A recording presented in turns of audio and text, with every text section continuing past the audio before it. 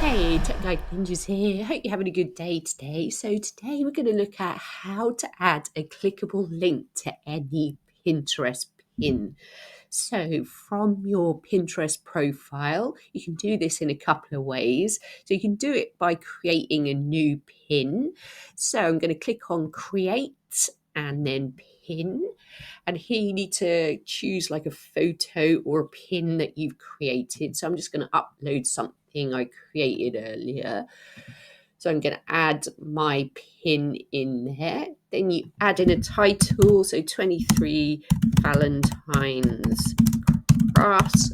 Obviously you want to add in a bit more detail here, add a good description with keywords in, and then you can add the clickable link from your website here.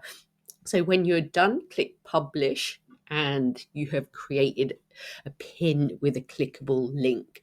So another way to do this is if you've already created a pin and you want to edit it and put a clickable link in later, you can click on the pin, click on the three dots, edit pin, and you can add the link in.